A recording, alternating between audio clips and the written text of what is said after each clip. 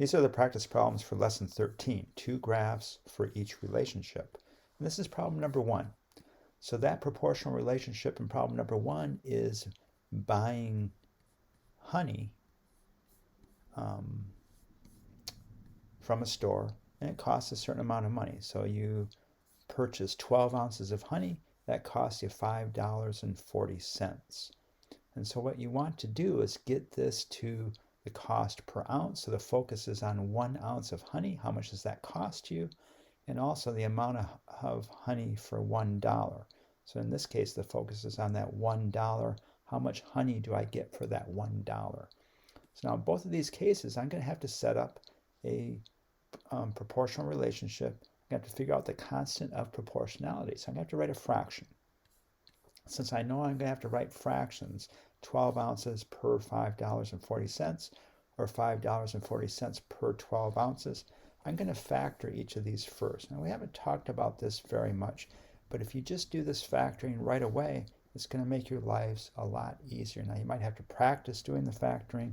I tend to do prime factorization because then I can just cancel out factors, and you'll see me do that in just a moment. So the prime factorization of 12 is 3 times 2 times 2. 3 times 4, factorization of 4 is 2 times 2. So the prime factorization of 12 is 3 times 2 times 2. Over here, a little bit trickier because it's 5 and 40 hundredths. So I'm going to factor 54, which is 3 times 18. But this is really $5.40. So it's really 3/10 times 18. And then I'm going to factor the 18, which is 3 times 3 times 2. So 9 times 2, or 3 times 6. So now I can write each of these relationships. So the first one is the cost of honey per ounce. I want to focus on 1 ounce. How much money is that costing me? So that's the cost. So Y is going to be the dollar amount, and X is going to be the ounces of honey. So X in this case, the ounces are the independent variable, going back to what we talked about in the summary. So I'm going to go in and I'm going to buy a certain number of ounces, and then the cost is dependent on how many ounces I decide to purchase.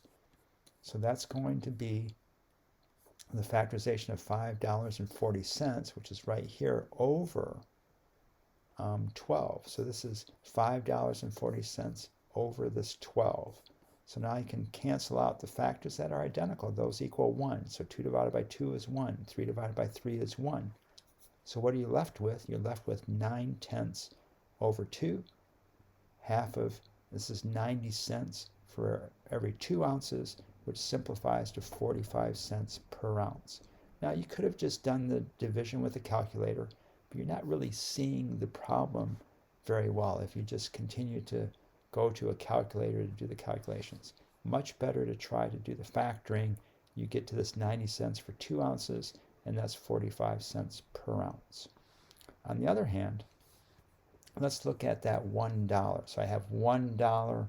How much honey can I get for my $1? Well, you can use this case, use the reciprocal or the inverse, the reciprocal, which is also the multiplicative inverse of 90 cents for 2 ounces. So that's 2 ounces for 90 cents. So I'm jumping to this reciprocal relationship right here. That's the same as $5.40 per 12 ounces. So that's going to simplify. It's 12 ounces per $5.40, which is going to simplify to 2 ounces per 90 cents, which is 29. So the reason I want to do this is now 20 ounces for $9. It gets a little bit confusing, but multiply this by 10, it's 20 ounces per $9. So now if I want to know how much for $1, that's 1/9 of, this is $9, so I'm going to spend 1/9 as much money, that's $1, so I'm going to get 1/9 as much honey, so that's 29 ounces. 29 ounces is the same as 2 2/9 ounces. A lot of stuff going on here. I would suggest that you practice going through it and talking your way through it, or talk to another person about this so that you understand that you're using the reciprocal of 9/10/2. Why are you using that reciprocal? Because it's the inverse relationship, and you want to get this to dollars, so you multiply this by 10, and then you want to spend just $1, so that's 1/9 of 9, and it's 1/9 of 20. So 20/9 is a mixed number of 2 and 2/9 for that $1. All right, so they're writing the equation. So the equation is in the form of y equals kx. So the cost, the amount of money, is going to be the y variable, the y coordinate, and the number of ounces is going to be the x coordinate. So this is going to be cost is equal to the constant of proportionality times the ounces of honey, because it's y over x. It's y equals kx.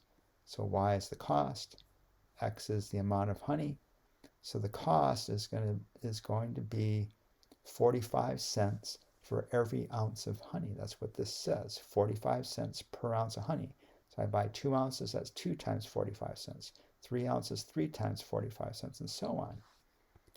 Over here, the equation is the ounces of honey is equal to the constant of proportionality times the cost. So now, how much honey do I get for $1? How much honey do I get for $2? Over here is how much does it cost me for 1 ounce? How much does it cost me for 2 ounces? So this is how much honey for $1. So $1, you're going to get 2 and 2/9 ounces of honey, or 29 ounces of honey for $1. $2 is going to give you twice that much. $3 is going to give you 3 times that much, and so on. And this is just a little bit of work to show you this reciprocal relationship. Again, just a different way of looking at it. So you can use this 45 cents to show you the reciprocal nature of the relationship. So this is 45 hundredths, that's 45 cents. And this relationship over here then is the reciprocal of that. So this is 100 over 45. So you work through this a little bit. 45 hundredths is the same as 9 over 20. So 1/5 of 45 is 9, 1/5 of 100 is 20. And we saw that up here. This is the same as 9 over 20 right here. And if you multiply 9 times 5 is 45, and 25 times 5 is 100. So you get back to the 45 hundredths. So I want to focus on this right here from 45 hundredths.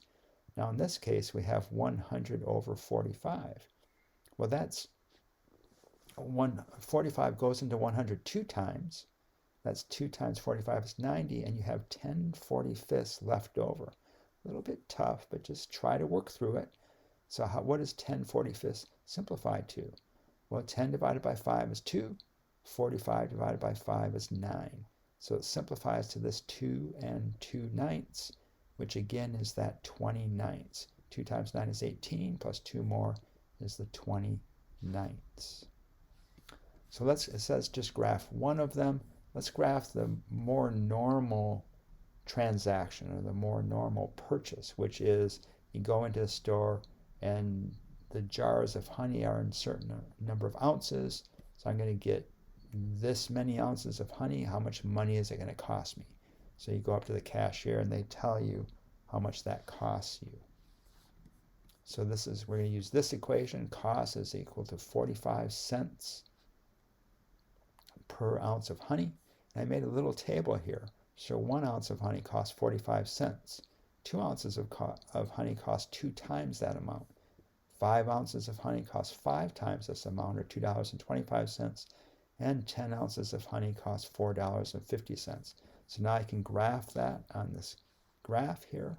So 1 ounce, 2 ounces, 5 ounces, and 10 ounces. And draw a straight line through the origin, 0, 0. So this is the graph of this relationship.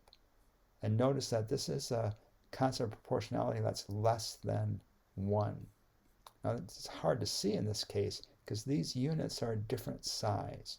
Notice how much bigger this 1 unit is for cost, $1 is, than 1 ounce for honey. So it's a little bit harder to see that this is a shallow graph. It's less than 1. Here's just showing you that it's 1 ounce is 45 cents, 2 ounces is 90 cents, so less than $1. 5 ounces is $2.25, so a little bit more than $2. And 10 ounces is halfway between $4 and $5, or $4.50. These are the equations down here. So these are actually reciprocals of each other. 45 hundredths, and its reciprocal is 20 ninths. And actually, if you keep that in mind for just a second, 5 times 20 is 100.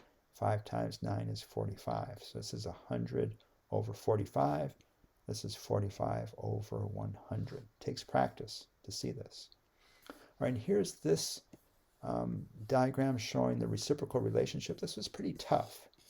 And what I did is I took the constant proportionality that's greater than 1. So that's 2 2/9 ounces, which is equal to 2 22 hundredths ounces for $1. So I know that I'm going to draw a circle and I'm going to label that $1.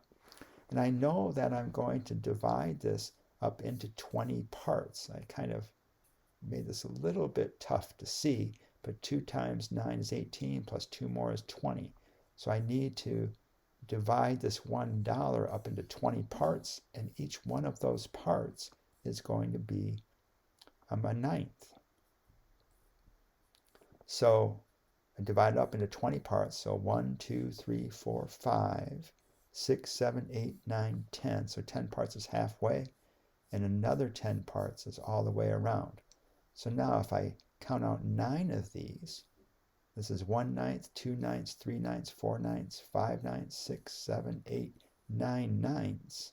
This is 1 ounce of honey costs 45 cents. So 9 parts of the way around. It's hard to talk about, hard to describe, but this is 45 cents, a little bit less than half a dollar. So another 9 of these parts, 1, 2, 3, 4, 5, 6, 7, 8, 9, is going to be 90 cents. So it's 90 cents for 2 ounces. Then you have 2 parts left. That's this 2 ninths right here. And how much does that 2 ninths cost? That costs you 10 cents. So it's 90 cents for 2 ounces, and another 10 cents will get you 22 hundredths of an ounce, or 2 ninths of an ounce. So how did I know to divide it up into 20 parts?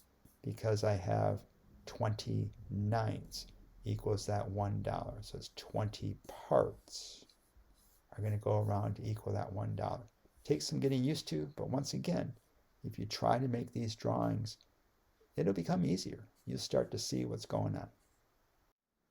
This is problem number 2, and it has this point, 3/6, and it lies on a line. It's a graph of this proportional relationship. It's a line that goes through 0, 0 and contains this point, 3/6. And it says, which of the following points are also on that line, that graph of that proportional relationship? And one way to do this is just to write the ratio of y over x, simplify that ratio, and see which of these simplify to the same value. So 6/5 over 3.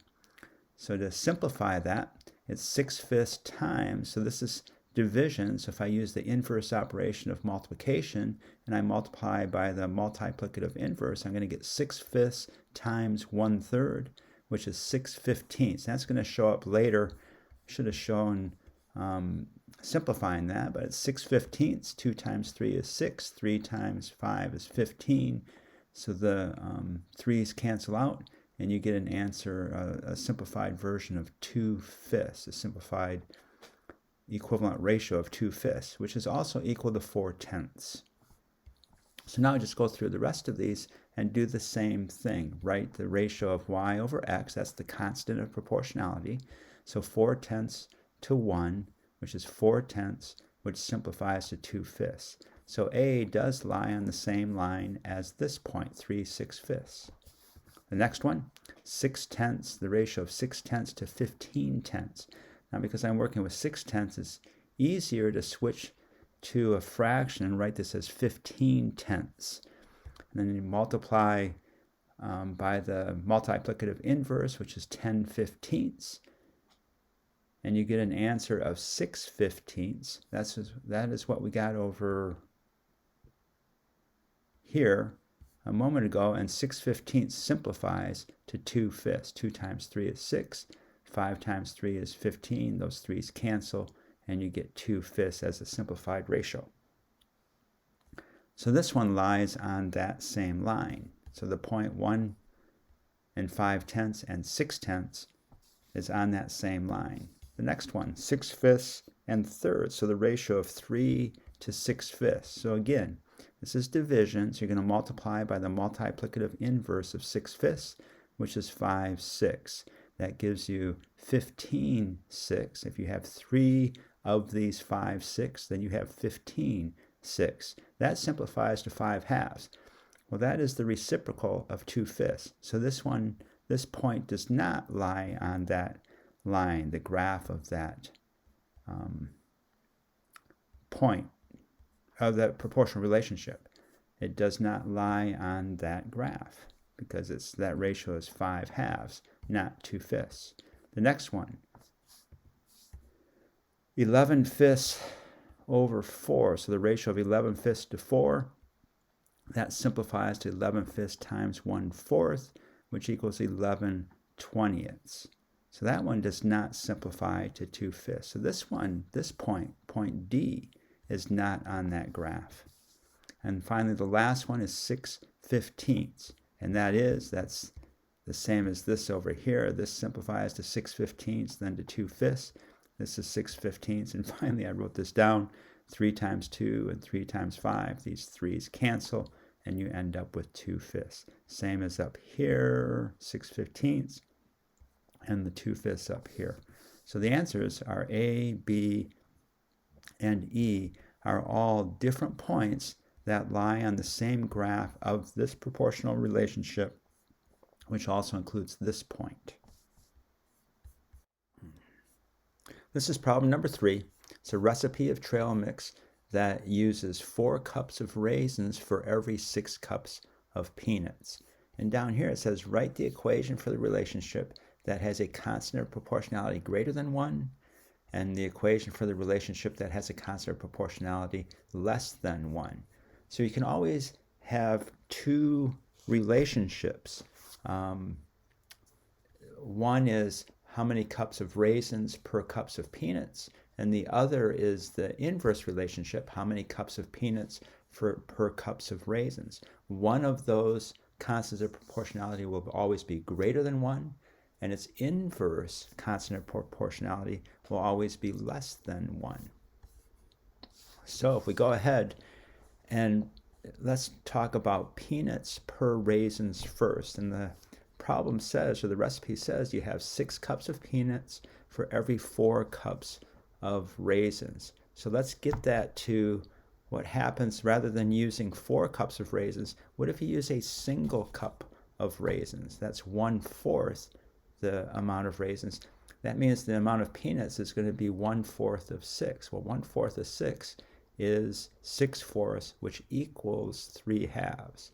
So it's 3 halves cups of peanuts per every single cup of raisins. And you can look at this as simplifying 6/4 to 3 halves, and then realizing in this case, instead of 2 cups of raisins, if I have 1 cup of raisins, that's going to be 1/2 the amount of peanuts, or 3 halves. So it's 3 halves cups of peanuts per 1 cup of raisins.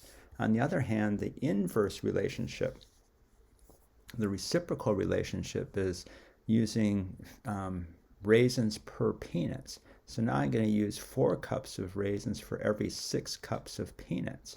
Well, instead of using 6 cups of peanuts, if I use 1/6 as many, that's going to be 1 cup of peanuts. That means I'm going to use 1/6 as many raisins. So 1/6 of 4 is 4/6. Well, 4/6 is the same as 2/3. And so notice that this simplifies to 2/3, and that becomes, and we talked about this before, the triangle, the scaled copy of the triangle, and we'll look at that in a moment. But this gets scaled down to 2/3 cups of raisins for 1 cup of peanuts. So this relationship is, this constant proportionality is greater than 1, 3/2, and this constant proportionality is less than 1, 2/3. And we should go a little bit farther. Well, actually, it asks us to go a little bit farther and graph the relationship. So here's the graphs.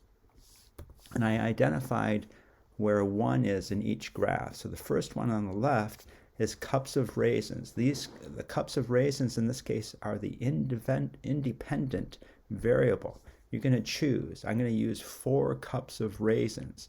And based on that choice, that's independent. You can choose any number of cups of raisins you want. But then based on that choice, you have to use the appropriate amount of peanuts. So I'm going to choose 4 cups of raisins. That's the independent variable. And because of that choice, I have to use 6 cups of peanuts for the recipe. So this is the dependent variable. And that ratio is 6:4. So it's 6/4 cups or 3/2 cups of peanuts for every 1 cup of raisins. On the other hand, on this graph on the right, peanuts are the independent variable. So I'm going to make a choice of the amount of peanuts I want to use. I want to use 6 cups of peanuts. Maybe that's all you have in the cupboard. Maybe that's what you have left in the container of peanuts. I have 6 cups of peanuts. So for that 6 cups of peanuts, how many cups of raisins do I need? So notice that the peanuts in this case is that choice is independent. And then the cups of raisins are dependent on that choice. So this is the dependent variable. It's along the y-axis. And so the 4 cups of raisins are dependent on the choice of 6 cups of peanuts. So this is 4 cups of raisins per 6 cups of peanuts, which simplifies to 2/3, or 2/3 cups of raisins per a single cup of peanuts.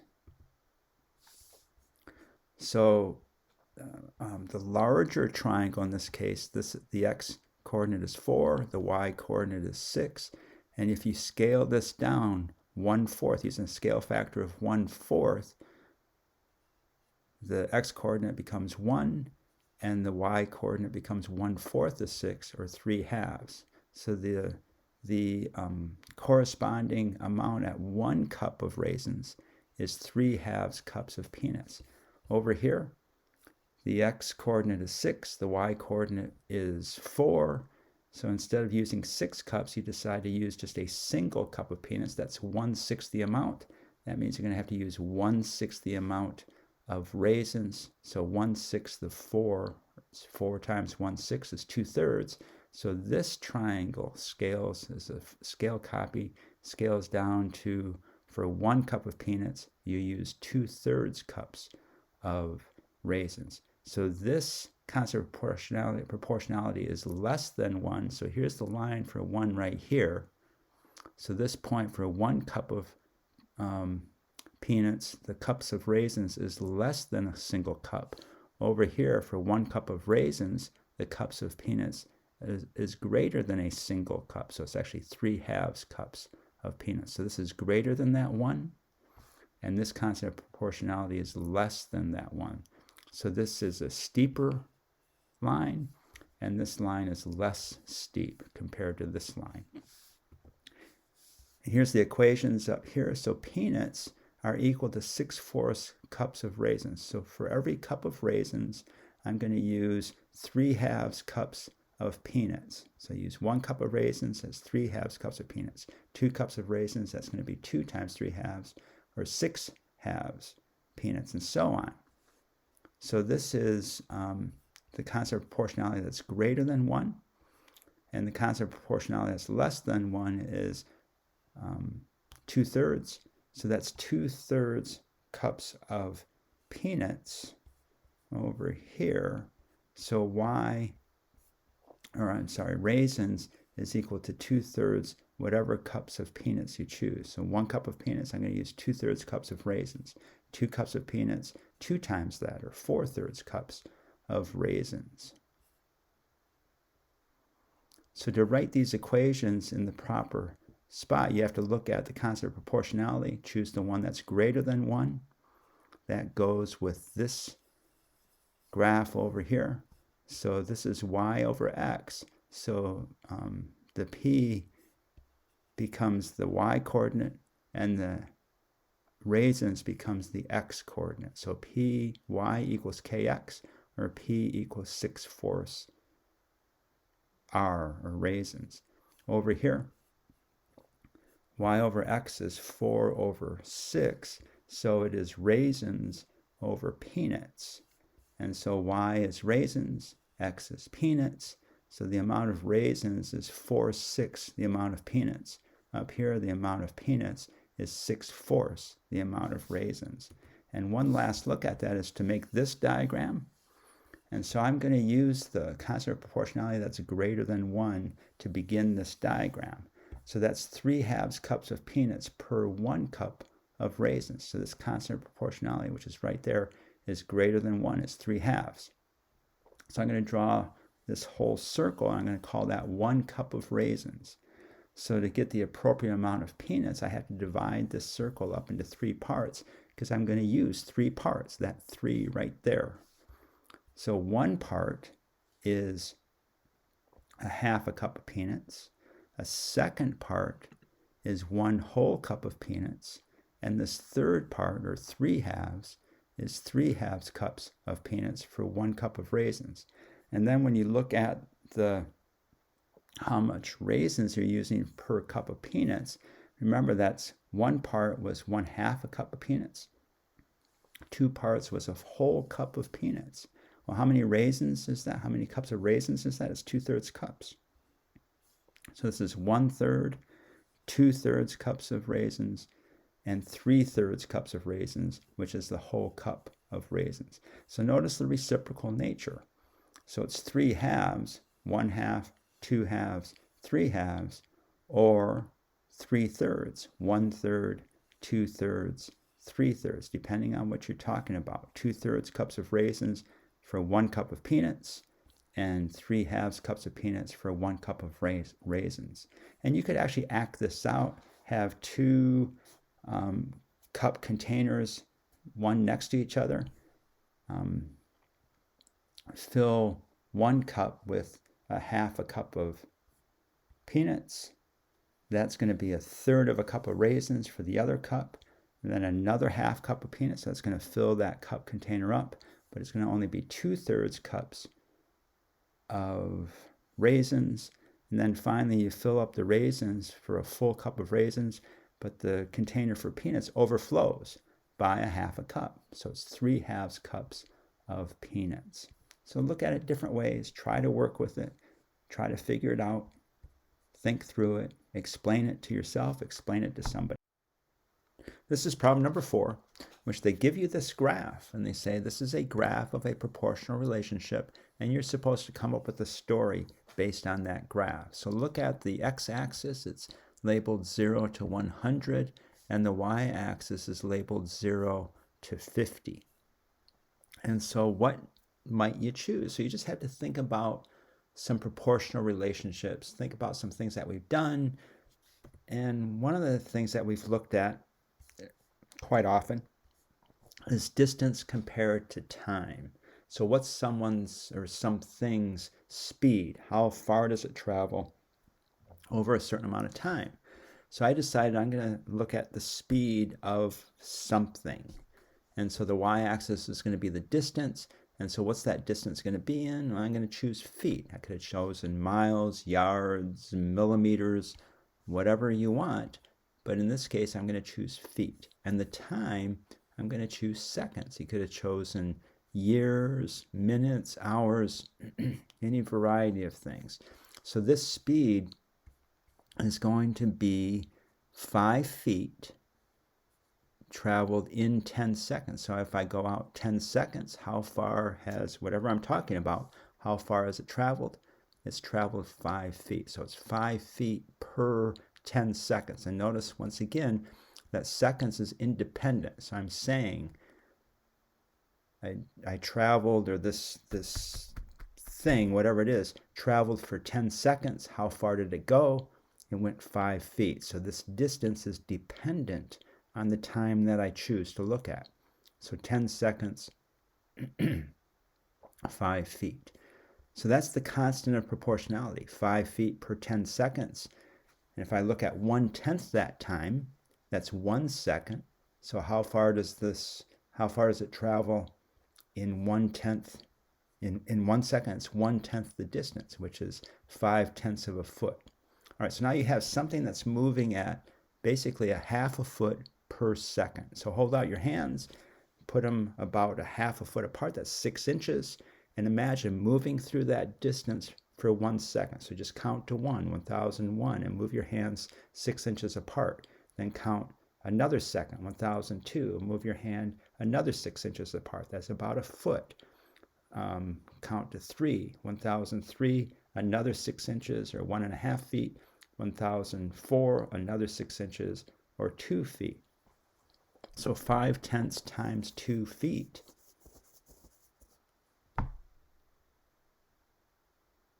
I'm sorry, 5/10 of 4 seconds is equal to 2 feet. So in 4 seconds, it's not on this graph here, but it's about a little bit less than halfway. That's going to be 2 feet. Half of 4 is 2. All right.